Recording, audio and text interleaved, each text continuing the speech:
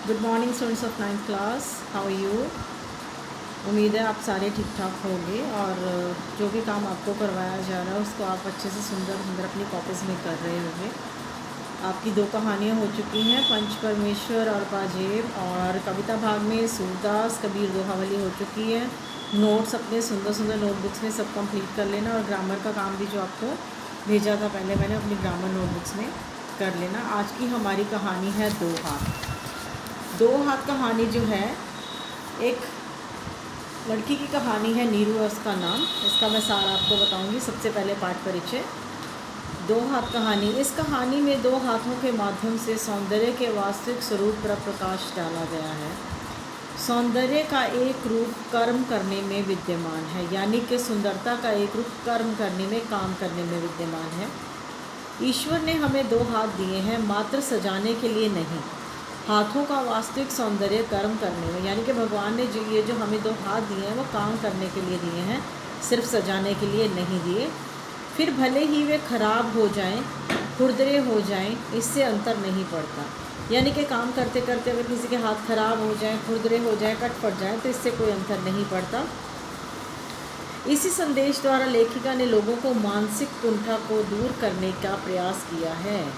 यानी कि किसी के हाथ अगर सुंदर ना हो तो मानसिक कुंठा, मैंने उसको इन्फीरियरिटी कॉम्प्लेक्स करने की ज़रूरत नहीं है, उसको अपना बुरा मानने की ज़रूरत नहीं है कि मेरे हाथ सुंदर नहीं है तो इससे मेरे सौंदर्य का महत्व कम हो जाएगा। इसका प्रयास किया, मानसिक कुंठा को दूर करने का प्रयास किया है।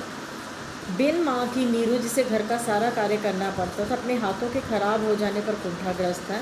परंतु कॉलेज के वार्षिक उत्सव में सभापति की ओर से उसे विशेष रूप से उसके हाथों के लिए इनाम दिया जाता है, जिन पर काम करने से सौंदर्य की आभा झलक रही थी। इस प्रकार लेखिका कर्म के सौंदर्य की अमूल्य कीमत का संदेश बच्चों तक पहुंचाने में पूर्णतः सफल रही है। अब मैं आपको इस कहानी का सार बताती हूँ। आपको बुक हो तो बुक में से इसको रीड कर लेना, लेकिन मैं आपको इस कहानी का सिर्फ सार बता रही हूँ। कहानी की लेखिका है डॉक्टर इंदु बाली। जो 2 हाथ कहानी है मनोविज्ञान पर आधारित है। इस कहानी में लेखिका ने एक बालिका की मानसिक दशा का चित्रण किया है, जिसमें वह अपने हाथों के सौंदर्य को लेकर चिंतित रहती है और इससे बालिका का समुचित विकास नहीं हो पाता। वह अपनी माँ की कमी को अक्सर महसूस करती। कहानी की जो मेन कैरेक्टर नायिका जिसको हम बोलते हैं वो है नीरू। नीरू जो है बर्तन अपने घर का सारा काम करती है। नीरू एक बिन माँ की बच्ची है, मेहनती लड़की है। उसे घर का सारा काम करना पड़ता है क्योंकि उसकी माँ नहीं, उसे घर का इसलिए सारा काम करना पड़ता है।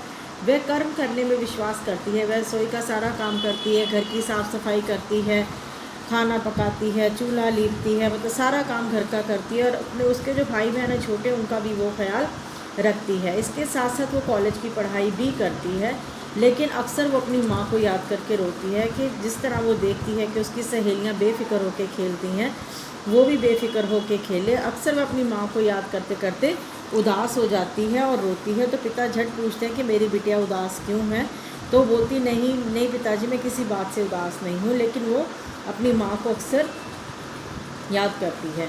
अब कॉलेज की जो लड़कियां हैं उसके हाथों को लेकर उसको बहुत तंग करती हैं कि तुम्हारे हाथ जले फले कट्टे हुए हैं, तुमसे तो कोई शादी नहीं करेगा। हाथों के चेहरे के सौंदर्य के बाद हाथों का सौंदर्य जो है वो काम करता है। तो फिर उसे अपनी माँ की बातें याद आती हैं। उसकी माँ उसे कहती थी कि मैं अपनी बेटी को कभी काम करने नहीं दूंगी। वो कहती थी मोटी खुरदरी उंगलियां हैं मेरी, कटी फटी चमड़ी, लेकिन तुम्हारे हाथ जो हैं बहुत सुंदर हैं। तुम्हारी उंगलियां ककड़ी की तरह कोमल हैं। इन 5 उंगलियों में मैं 5 अंगूठियाँ डालूंगी, मेहंदी रचाऊंगी और कलाई को चूड़ियों से सजाऊंगी उसे।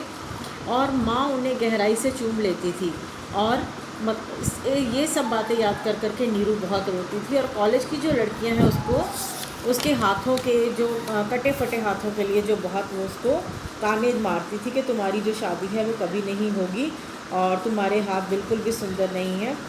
और वो बेचारी रसोई का सारा काम सारा दिन करती रहती थी, अपने छोटे भाई बहनों का ध्यान रखती थी। और एक बार पिता ने उसको समझाते हुए कहा कि काम करने वालों की सुंदरता तो उसके हाथों में होती है। काम करने वाली लड़की तो शक्ति और संपन्नता का प्रतीक होती है। उसको समझाते हुए कहा कि काम करने की सुंदरता जो है हाथों में होती है। ये नहीं कि हाथों को हम सजा के बैठे रहें और काम ना करें, उससे हाथों की सुंदरता नहीं है। हाथों की सुंदरता कर्म करने में ही है। और वो उसके पिता उसको समझाते हैं कि हाथ जो है शक्ति और संपन्नता का प्रतीक है। अपनी पुत्री को कर्म और शक्ति का उपदेश देते देते वह गंभीर हो जाते हैं। पिता की बातों पर नीरू पर इतना प्रभाव पड़ता है कि उसमें एक नई जागृति आ जाती है और उमंग से भर जाती है। वो जब से नीरू की माँ का देहांत हुआ था तभी से उसने भाई बहनों की जिम्मेदारी का बोझ उठा रखा था। घर में काम करने वाले हाथ पढ़ाई में भी खूब चलते थे। अब क्या था, कॉलेज में पढ़ती थी तो कुछ दिनों बाद कॉलेज का वार्षिक उत्सव, जिसे कि हम एनुअल फंक्शन कहते हैं, कॉलेज का वार्षिक उत्सव था और उसने ढेरों इनाम दिए जाने वाले थे नीरू को। नीरू पढ़ाई के साथ साथ चित्रकला, खेलों में आदि में भी तेज थी, पर उसका मन रह रहकर अपनी माँ को याद करके उदास हो जाता था। उसे अजीब अजीब सपने देखती थी और अपने सपनों में खो जाती थी। अपने हाथों को देखती थी कि हाथ मेरे कितने बदसूरत है, जब मुझे इनाम मिलेगा तो मुझे कितना, मेरे हाथों को देखकर मेरा कितना मजाक उड़ेगा। तो ये देख देख कर वो शर्मा जाती थी। अब कॉलेज का जो उत्सव है उसका दिन आता है, वो देखती सभी लड़कियां जो है उत्सव की तैयारी में बहुत अपने हाथ वगैरह सजा रही होती हैं, नाखूनों को तैयार कर रही होती हैं। लेकिन नीरू को ये सब काम करने का, अपने हाथों को सजाने का समय नहीं मिलता, क्योंकि वो घर के कामकाज में अपने भाई बहनों के देखभाल में व्यस्त रहती है।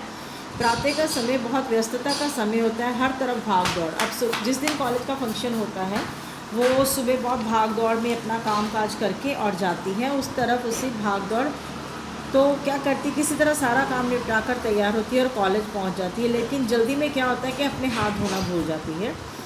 हॉल में उत्सव था, वहाँ पहुँचने पर उसे याद आया, लेकिन अब क्या हो सकता था। जब उसको याद आया कि मैंने तो अपने हाथ ही नहीं धोए, तो उसको क्या हो सकता था। सभापति भी आ चुके थे। भागते भागते वो बैठी और अपनी कुर्सी पर बैठ गई जहाँ पे भी उसको सीट मिली, और उदास सी बैठी थी। सभापति जो है स्वागत के बाद इनाम बांटने लगे।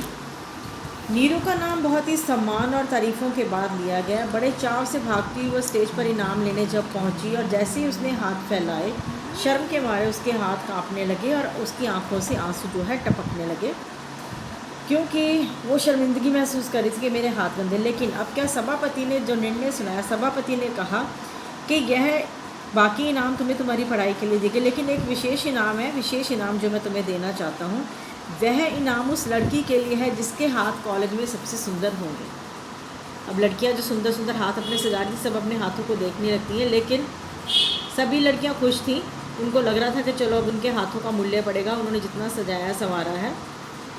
लेकिन सभापति ने जो निर्णय सुना उससे सभी चौंक गए। वे कह रहे थे कि नीरू के 2 हाथ मुझे पिछले 4 घंटे से अपने अपूर्व सौंदर्य के प्रति आकर्षित कर रहे हैं। अब सभापति ने क्या कहा कि नीरू के जो 2 हाथ हैं मुझे अपने सौंदर्य से आकर्षित कर रहे हैं। वो कैसे? उन्होंने कहा कि सुंदर हाथ कर्म से सजते हैं, कर्मशीलता ही हाथों की शोभा होती। हाथ सर्जक हैं, उनका सौंदर्य कार्य करने की क्षमता है। वह जीवन का बाह्य नहीं, आंतरिक सौंदर्य और श्रृंगार है। वह हाथ कितने सुंदर हो सकते हैं जिन्हें कर्म साधना करने में अपनी होश नहीं है। ये सब उसकी तारीफ़ करते हुए जो इनाम सभापति जो हैं नीरू को सुंदर हाथों के लिए इनाम देते हैं, और वह जो सारी लड़कियां उसको ताने दे रही होती हैं और अपने हाथ सजा रही होती हैं, वो अपना समूह लेकर बैठ जाती हैं। जब नीरू इनाम लेकर लौट रही होती तो वह बहुत खुश थी, और वो खुश इसलिए थी कि आज उसके हाथों का मूल्य जो है आंका गया। आज उसे पता लगा कि हाथों के सौंदर्य का केंद्र बिंदु कहाँ है। नीरू इनाम लेकर लौट रही थी, वह खुश थी। धरती समगंभीर सागर सी अपार थी उसकी खुशी की उपलब्धि। उसने अपने हाथों की ओर देखा, उसे आज से दोनों हाथ सुंदर लगे। साथ यह भी उसके मन में आया कि सौंदर्य का केंद्र बिंदु कहाँ है।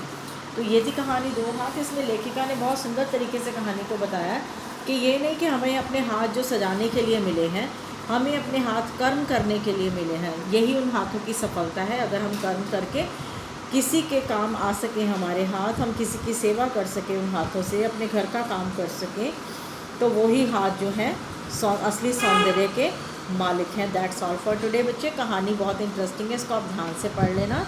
इसके बाद जो कल आपको मैं PDF भेजूँगी, इसमें वेरी शॉर्ट और शॉर्ट क्वेश्चन आंसर भेजूँगी। आप उसको प्लीज़ अपनी रीडर कॉपी में सुंदर सुंदर कर लेना, और सुंदर और ध्यान से। ये ना हो कि जब स्कूल खुले तो आप बोले कि मैम हमने काम नहीं किया। साथ के साथ आपको PDF जा रहे हैं, और आप अच्छे बच्चे बनते हुए सभी अपनी कॉपी सुंदर सुंदर कंप्लीट कर लेना। That's all for today. Good day.